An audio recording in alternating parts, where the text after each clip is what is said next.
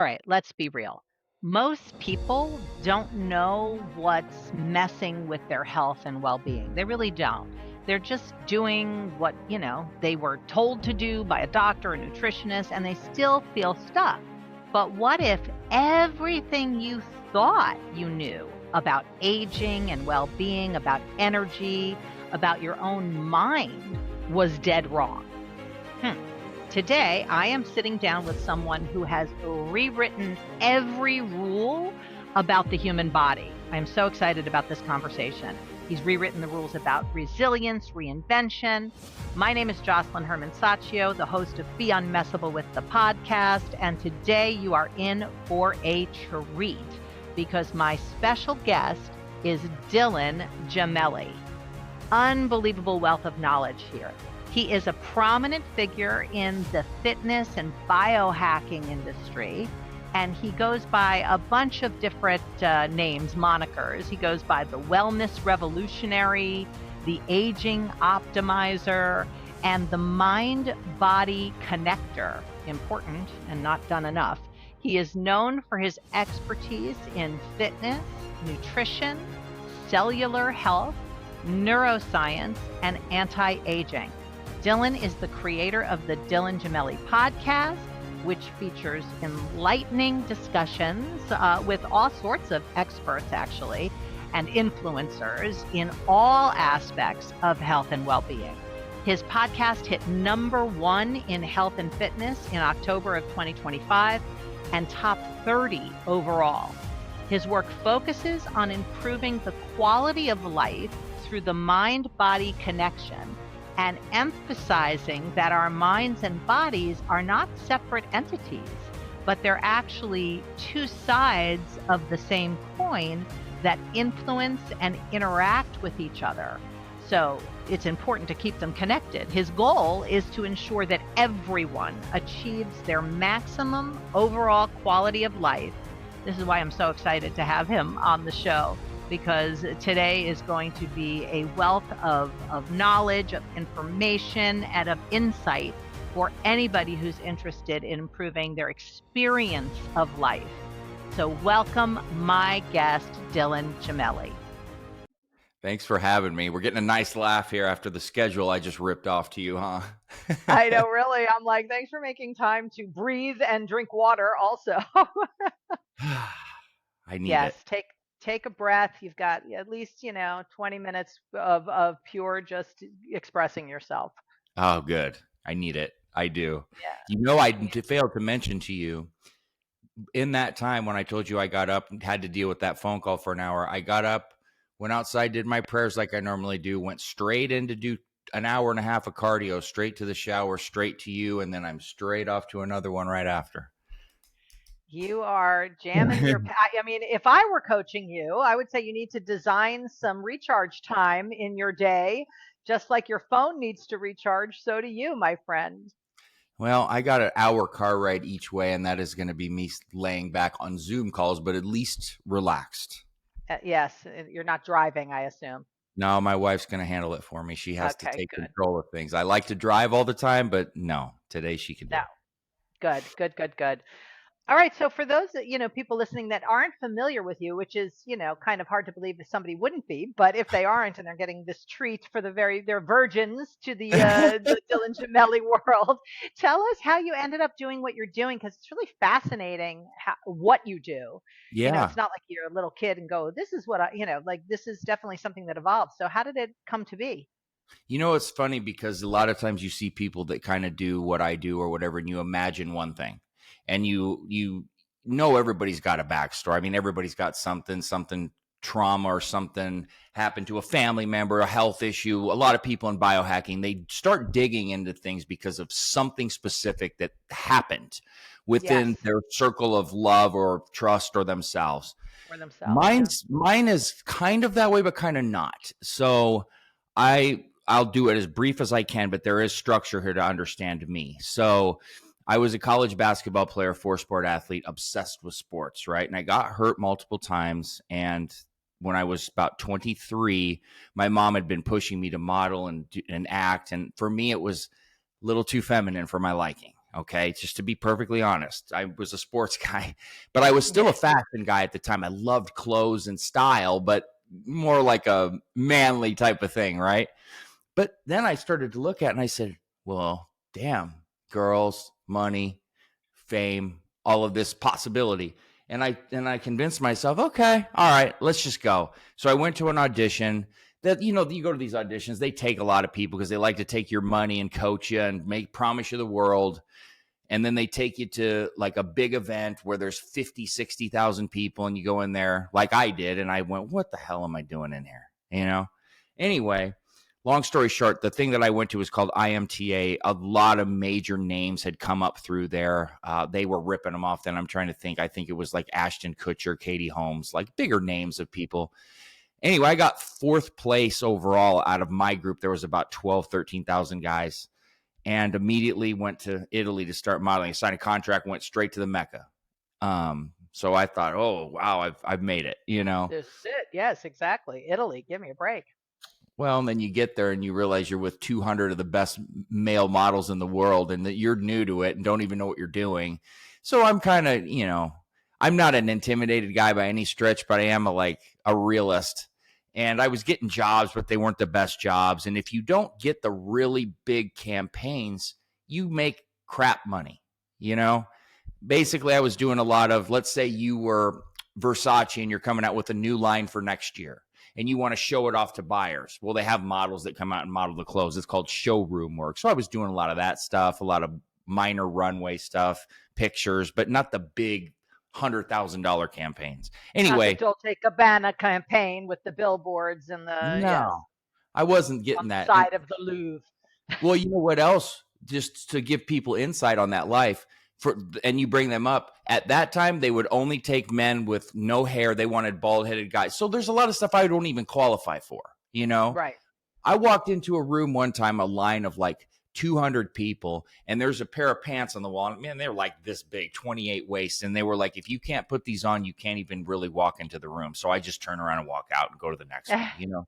That's how it is. It's brutal. And then they're talking shit. Well, then they're talking shit in foreign language under their, and you don't know what they're saying. I spoke Italian because I am Italian. So a lot of them didn't realize I understood some of it. But they're talking a lot of crap right in front of your face, and you don't even know it. But anyway, what happened is sounds great. Awesome. Yeah, it's just awesome.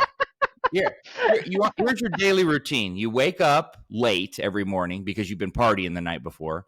You get ready, get dressed for the day, get on the subway or train, whatever you're taking in Italy, because you're not driving in Milan and you're not taking taxis. Go to your agency, get your call sheet, walk around all day, go to the gym after you're done, and then go party all night. That's it.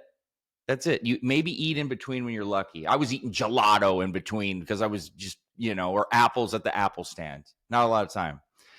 I started to sell drugs because I couldn't afford the lifestyle. I couldn't keep up, and I wanted to be the man. And, I got caught, of course, because there's no longevity in that career. But I had a 15-year prison sentence when I was 28 years old, and I'm 43 right now. So that was 15 years ago. I did 2 of those 15 and got released. And I was sent to Maui because my parents had moved there, and I had a 5 years parole. They released me in 1. So I was starting from scratch in my mom and dad's basement at 30 years old with nothing really. I mean, just basic stuff. And it was time to figure out, what am I going to do? I have all these credentials, master's degree, all these certifications in fitness and nutrition that I had gotten. But what was I going to do? No one's going to hire a felon. And it sucks because no matter what you've done in the past and no matter how much you pay for it, at that time, you were viewed a certain way, and that was it. There was it didn't matter what you did or how you fixed it or what. People are far more accepting and like the story now. But back then, my tattoos, my this, my that, I was just the worst guy that ever lived, Yeah. And then I started to study every single night, and I got into hormones. I discovered peptides before anybody knew what they were, SARMs, which were like a research thing kind of falling in the line. And I started to study anabolic steroids, and I became fascinated with all of these things, how they worked in your body, how we were affected hormonally, and different aspects of, I was really focused at the time on men's health, which was a mistake at the time. and I'll get into that. But within 2 years, I had 2 million subscribers on YouTube because I was touching things no one would touch. And I was learning at a rapid rate. I was reading every night, staying up till 2 and 3 in the morning, just engulfed For a in good information. reason, not Yeah, partying, but no. I quit partying. I quit drinking. I quit everything. I stopped everything because I was scared. And also I realized without it, I could be the man I was supposed to be. But with it, I was a facade of what I thought I wanted to be. And when you start to figure out who you are and what you're supposed to be and how you're supposed to live, things start to come clear if you have the right mindset and you're on the right trajectory and your heart's in the right place. And so I got shut down multiple times on YouTube, which was, once again, Dylan has to start from scratch. So in 2020, right around the COVID time, and I wasn't talking about COVID by any stretch, but people pushing the envelope were getting shut down on anything. yeah. And I started to work on my Instagram. I built that into millions of followers. And then I got invited to speak at Mr. Olympia. Now, mind you, I'm up there with people with 800 letters after their name. And while I've studied everything, if you don't have those letters, you're also looked upon like, well, he doesn't know anything. And so I went up there and I really, really let loose and in a good way. And I was going back and forth with them and they're sitting up there shaking their head, nodding because I got it all on camera and everything I'm saying. And I made great friends, great connections. Well, when I was there, I also got invited to co-host a podcast with the former Miss Olympia, and she was being sponsored by someone in the biohacking space, which was STEM Regen. And they were talking to me the whole time. They came and watched me talk, and then they became fascinated with me. And when I got home, I had all these contacts, all these cards. I'm going to call these people, do this, and I got COVID.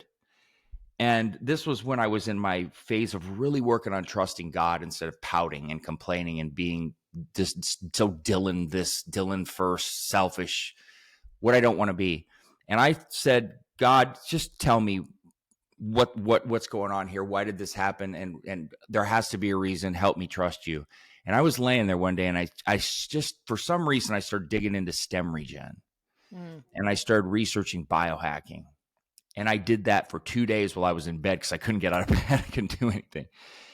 And I told my wife, I said, you're going to have to trust me. Just like I told my mom when I was downstairs working for free for supplements, you're going to have to trust me because I know what I'm doing. And she didn't like it at first, but she did. And I started reaching out to every single person on there. And I said, this is who I am. This is what I do. This is what I'm going to do. And then I started doing the podcast, getting all these people to come on. I was landing massive names. They were trusting in me right off the bat. And I did it all myself. No agents, no nobody. It was me chasing them down, not taking no for an answer till somebody would talk to me. And within a year now, like my podcast hit number 1 in 2 categories the other night, one being health and fitness. I was up to number 30 overall. But I will tell you the key, because everybody asks me, what's your secret, Josselyne? And there's one answer and one only. Because everybody, yes. Well, that's the thing. It's not the answer everybody wants. Some people do and some don't. And I don't really give a shit because it's honest and it's the only answer. And it's when I just gave it to God and let the Holy Spirit tell me what I'm supposed to be doing and stopped trying to do it myself and stopped trying to tell myself what I was doing. Stop chasing money. Stop chasing everything. The money, the people, everything came to me because I'm doing the right work, because I know what I'm doing. Everything that I talk about and I discuss is what I was put here to do. And what I do is connect the mind and the body, and I teach people how to preserve their life by doing it in both facets, because you can't have one without the other. And spirituality ties into that mind and body connection. So I study cellular health, mitochondrial biology, and now I'm going back to school for neuroscience. I'm starting in January, and I'm piecing these together. And I'll tell you this, when you can really look at both aspects, then you learn how to be completely healthy, because when we're out of alignment, there is no way that you can be fully where you need to be. So that's it. Yeah, I mean, you're preaching to the choir, because I'm so of the belief that dis-ease is literally just misalignment from who you really are and your vision being fulfilled. And people get so in a world of making shit happen and getting stuff done, which is not authentic to who they really are. It's just because they're in some default reason to do this or to be driven to do this versus being given by that vision and that space that emerges from nothing. So what I love about your story, a few things I love about your story, but about each time you got to nothing and had to start from scratch. When you say start from scratch, to me, that's like music to my ears. It's start from nothing because that's where real creativity can happen. You can't really create on top of something. It's Right. got to be from nothing. So you had a few really unique opportunities to do that. And with all the studying you're doing, it's the kind of I'm listening as you're talking. I'm going, oh yeah, I'd like to do that. Oh, I'd like to go back to school for the, like I'm getting all sorts of little ideas percolating. But what is the biggest thing you found that people misunderstand about aging that keeps them aging faster? You know what the number one thing is the acceptance of that. Well, it's inevitable. And I only live once, so I'm just going to do whatever.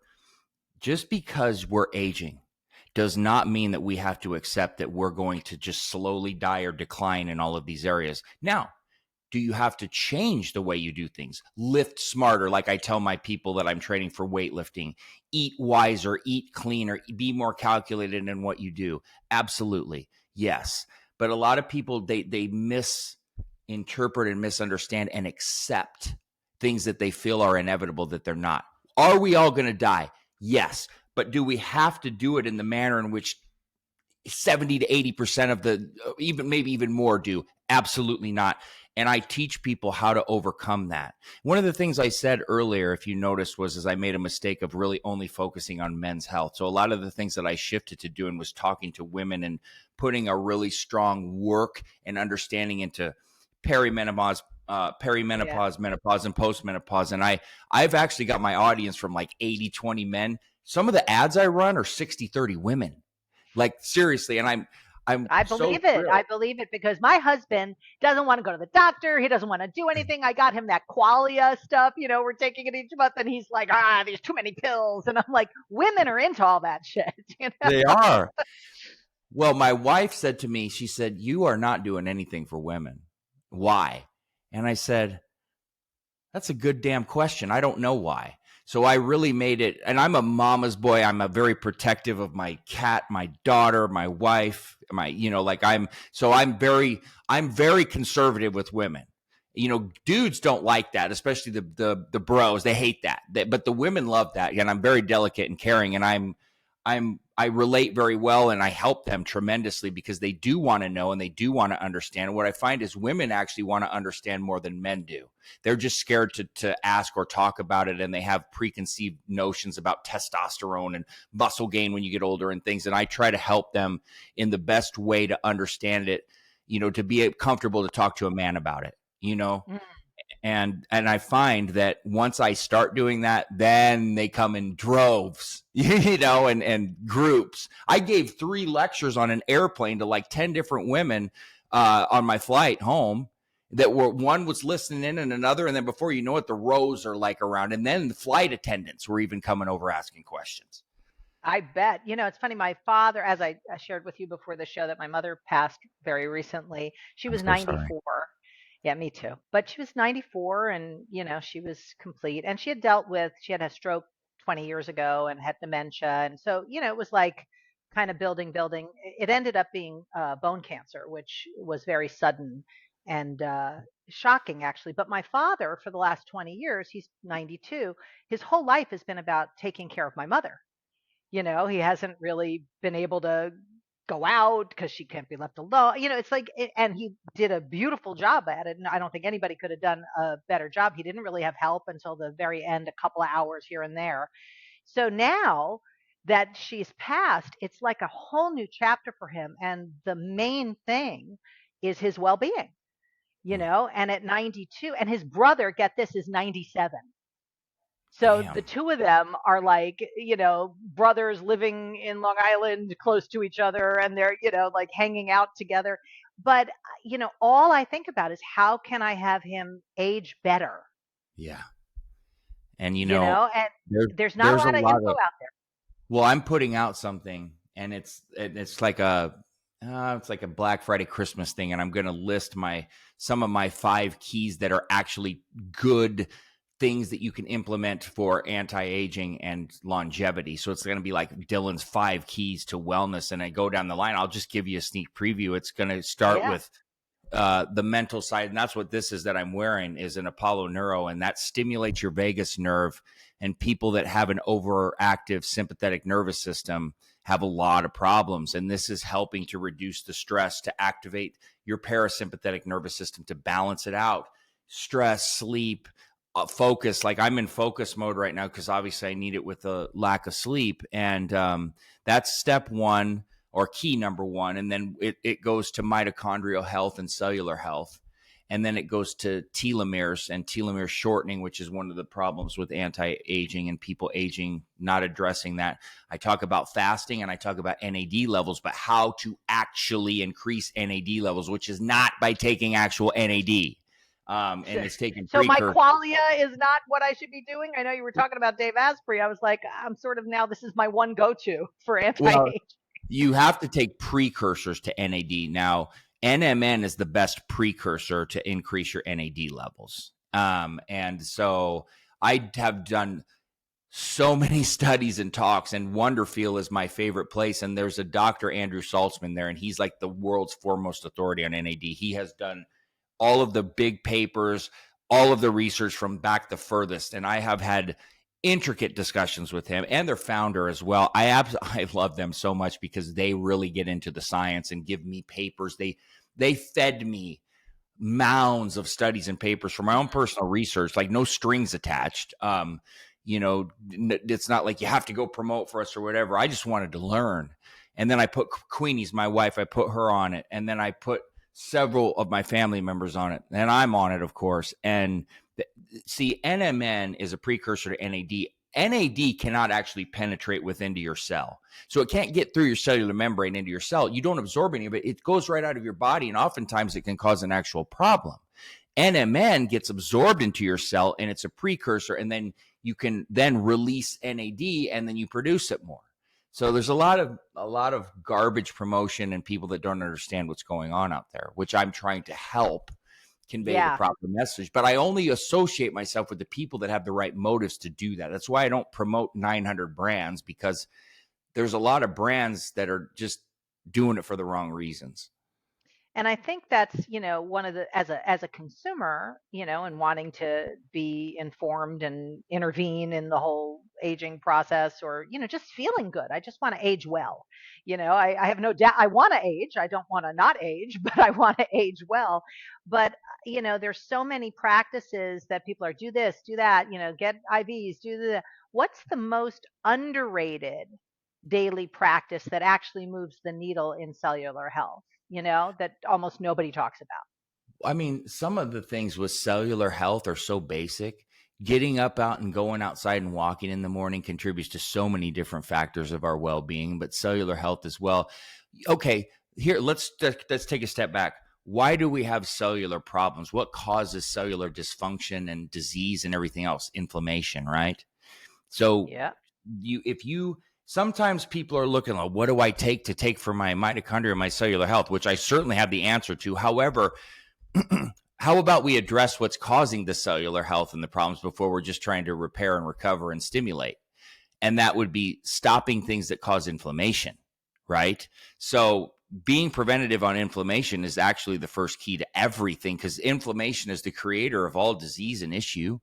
And the more inflamed you are through diet, which is one of the big reasons why, and it's a lot of these terribly processed foods, seed oils, all of this crap that everybody eats every day that causes massive inflammation, injury, recovery, and repair, not resting enough, not sleeping enough, not recovering properly, all aspects of inflammation. That's where all of this stuff comes from.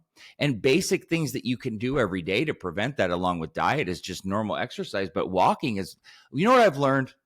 I have always been one of those people that doesn't listen to everything they teach in terms of their exercise and their diet. Walking is the best cardio you can do, the best, every single day. It literally is. And doing that 20, 30 minutes in the morning and then like 10 minutes after a meal, I am telling you, if you just do that, Oh my gosh, how it opens up. Getting some sunlight every day, watching your, you got to watch electrolyte levels, especially magnesium. I've learned how important magnesium is. And these are all key components before you look at anything else to cellular and overall health. And then we get more into the weeds like urolithin A, and that's what I do with Mitopure. And that's why I'm such an advocate for it, because that's what made me go to school. I went to Harvard to study cellular health and mitochondria health. And I took night classes there. And then I learned about the structures of the cell, every aspect of it. I won't get into all that, but the mitochondria, is the powerhouse of the cell. The cellular membrane and the mitochondria are the two most important parts of the cell. So, protecting that, the mitochondria creates all our energy. And so when it starts to, they degrade and they fill up with trash, become senescent or die, then we start to die. So people don't understand this and think about it, and that's the key to longevity. Interesting. So if you look at the future of anti-aging and cellular health, what do you see as the future that other people don't see yet? That isn't obvious, it isn't being promoted. Well, one of the things that is a problem is the lack of actual looking at the proper blood panels. So if you're not looking at blood panels ahead of time, a lot of people are unaware of these problems that are creating and starting. A lot of them start in the gut. I'm doing a lot of work with several experts. I've had Dr. Gundry on I don't know how many times, and had private conversations with him on gut and repair.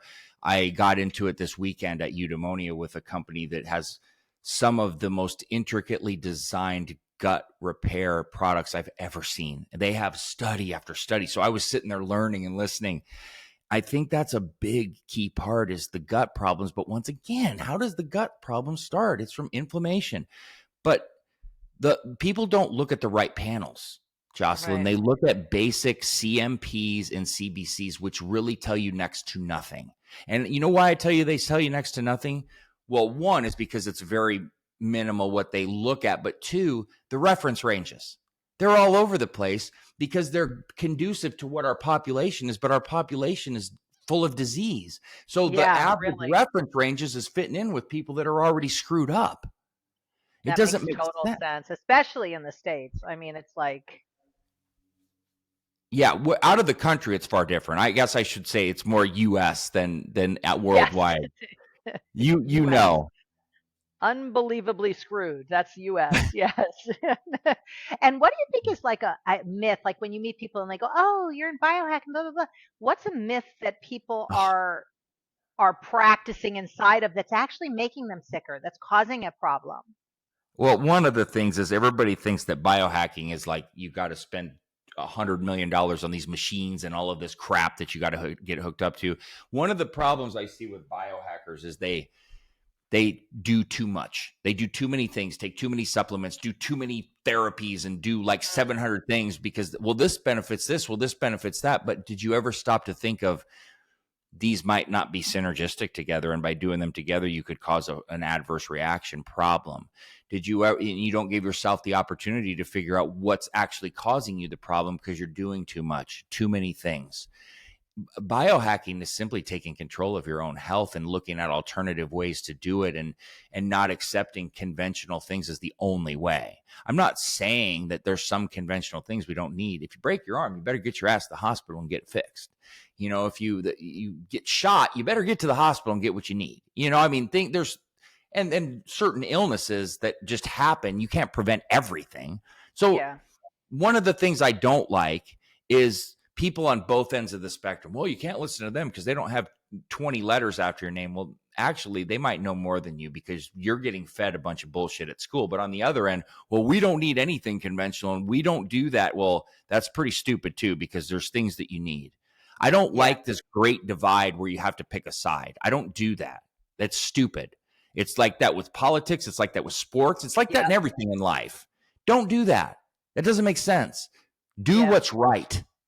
Right? So you might have a more set of beliefs one way or another, but you got to be open to everything, or you're going to never make it. You're just not. And you're going to cut off people out of your life, and you're going to cut yourself off from things that you do need. I don't like that. Yeah, if you can't hear, even just, from a political perspective, I know, I have clients that are like, well, I'm not talking to that person anymore because of their political. I was like, that's absurd. What? That's like, talk about being messable with. It's like, what are you talking about? What's a question you wish people would ask you more, but they never do? Oh, I always is when people ask me, how do I lose weight? That's the common question. I wish they would get a little bit more detailed, or what are the best methods to lose weight healthy? Mm, How do I keep myself healthy when I'm trying to do this? Nobody asks that. It's just, how do I do it? How do I stay healthy doing this? One of the things I want people to ask me too, when they ask me about how to live longer, how do I live a better quality of life? yeah, that's the What most is, important thing, as I just realized with my mom. It was like, there was just existence at the end. It wasn't a quality of life. mm-mm. No. Not for What me. what I want to have the best quality of life possible, not just now, but into the what I future. always my goal is very simple. It's to add quality years to your life. It's not just to add years, it's to add quality years to your life. I want quality. Of course I want quantity with lifespan, but it needs to fall in line and be quantitative to one another, and the quality has to be there. Some of your best years should be when you're 50, 60 and 70, not your worst. You shouldn't be in the hospital every week, and you shouldn't be scared every day. You shouldn't feel hopeless. You shouldn't feel like you don't want to get out of bed. You should be vibrant. You can look tremendous. You can feel tremendous. It's a lot of it's up here. It really Yeah. starts here, honestly. And if you're overstressed, overthinking, overconcerned, overworried, troubled all the time, you're going to be far more likely. Overscheduled. That's That was for a little bird on the wall. Now, here, this is the one question I ask everybody on the show. So I do want to ask you is, name a situation in your life. It could have been a relationship. Maybe it was an actual circumstantial situation that was so challenging for you, Dylan, that it could have taken, like could have made you so messable with that it took you out of the game, but you were able to transcend and emerge what I call being unmessable with, which doesn't mean being tough. It's about being able to be true to your real self and fulfill on what really matters to you. Yeah, I've had some really challenging businesses that I've worked with that have put so much stress on me, making extreme amount of money, and it was too stressful. And I'll give you a prime example. I'm not going to name names because this just happened. Um, Okay. I was partnering with people on a vitality clinic, a big one, big named people too. And so it's like, oh wow, this is, and there were things that happened throughout. This could have made me, I don't even want to say how much money. And, I just kept telling my wife, and she kept saying, I just don't like this, or I don't like that. I don't like this. And then with me, it was like, we're going to restructure this, and percentages are going to go. And before you know it, they were kind of treating me like a certain way. And then my podcast hits number one. And then all of this stuff starts happening. And you see my videos are getting millions of hits. And then it was, you've been kind of silent. Where have you been? And I said, what do you mean, where have I been? I've been here the whole time, And even with the percents that I was at, I would still be making huge money. My name would be involved in all of this, every whole 9 yards. And they said, well, what? I said, well, you kind of blindsided me with this. You kind of did that. And I'm very polite about it. I have no ego. I don't care. I don't need anybody's affirmation on shit. I don't live for that. Well, we could put you at X amount percent. We'll even give you more. The investors, they want da da da da. And I said, you know what? I said, I'm going to tell you something here, and this is not me being a cock. If you offered me $1 million signing bonus right now, I'd pass. I said, I just want let out of this because it doesn't feel right. And I prayed on it, and I was like, I know it's not right. I'm not doing it. And then, Yeah. how many opportunities just came my way this weekend that are maybe less money, but so, so perfect for in line for what I do, and the feeling and the resonance. And it's like, sometimes you have to look at things deeper than the surface. And you have Yep. to realize not all money is good money, and not all situations are right. And trying to push things aren't right will eventually lead to your downfall or problems, stresses, and cause you so many other things. If they're not meant to be, listen, because something better is coming. And I've learned that every bad thing that's happened to me was a gift, because it taught me a lesson, and it happened to get me ready for what I was supposed to get ready for. I don't like accepting that when it happens. No human wants bad shit to happen. But if you understand why and you understand the purpose and let it happen, it always works. It does. There's a reason. And there's nothing put in front of us we can't handle. I've been tested and I've been saying to myself, man, you're really maxing me the hell out, but I can do it. I can do it. I don't like it. I don't like it. Nobody likes to work or be tested, but when you think back, you actually appreciate it. I always tell people, I don't recommend you go to prison to learn a lesson, but I needed it. You know, I did. Some people I have a needed harder it. head than others, but I know, it's Yeah. interesting. It sounds trite, but when I work with my trainer and he tells me to do things and I'm thinking to myself in my head, I'm not doing that. Like, there's no way I can do that. Right. And then I do it because I'm Yeah. coachable. Like, if somebody tells me to, I'll do it. I look back and go, okay.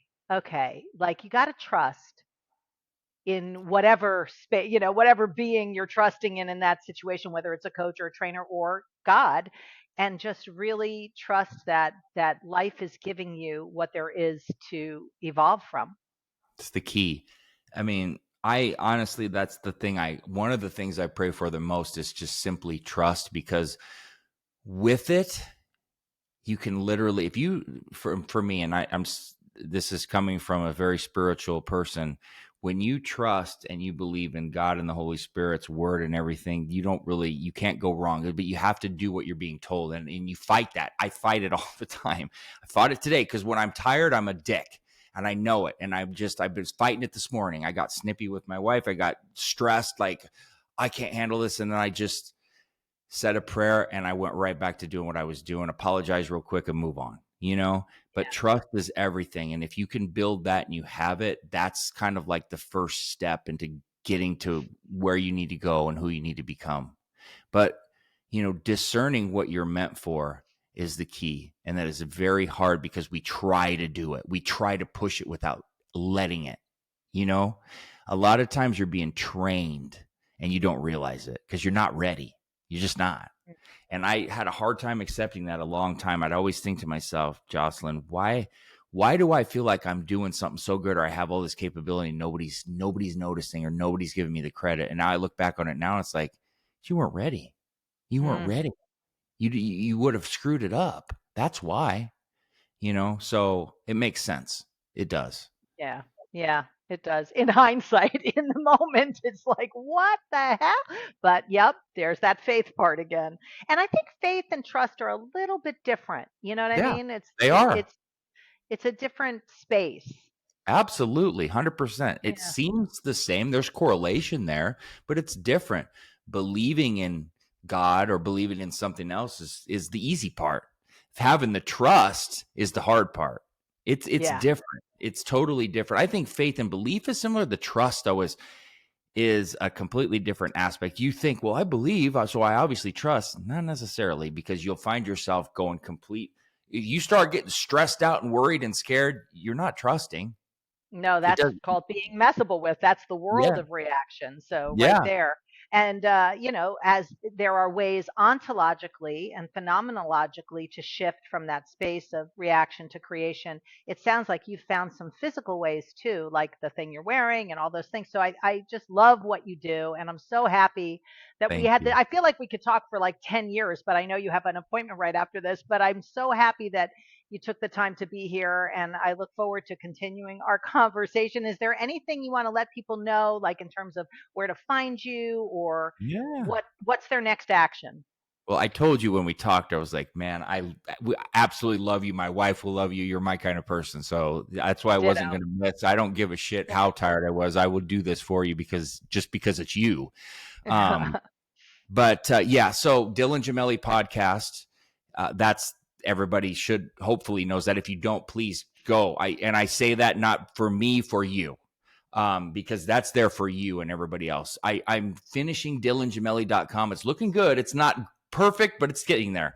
And I really want to get people there. And then my Instagram is where you're going to get me. I do good on Facebook. TikTok I post, but I despise TikTok with all my being. I only use it for work.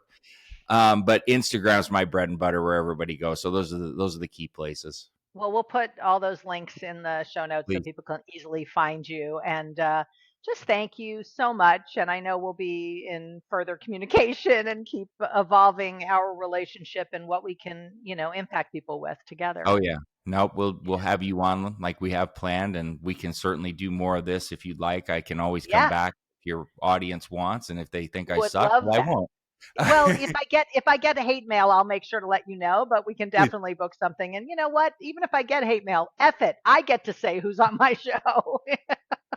But Absolutely. again, thank you. And those of you listening, you know, do whatever you're supposed to do with podcasts. Like it, subscribe to it, share it mostly. Share the Please. episode with anyone in your life. There's nobody who couldn't use the information that got disseminated on this show. There's nobody who couldn't have an impact out of this conversation. So make sure to share it with the people that you care about. All right. We'll see you on the next episode of Be Unmessable With, the podcast. If this episode landed for you in some way, don't just listen and move on. Let it shape how you take action, how you live, how you view your life, how you speak. Being unmessable with isn't about being tough. It's about being aligned and staying in the space of your vision and creation, even when life gets loud. So here's your next step. Take my How Unmessable With Are You quiz. It'll take you 3 minutes, and it'll show you exactly where you're steady, where you get thrown, and what to do next to develop yourself in the art of being unmessable with. My name's Josselyne, and I'll meet you in the next video.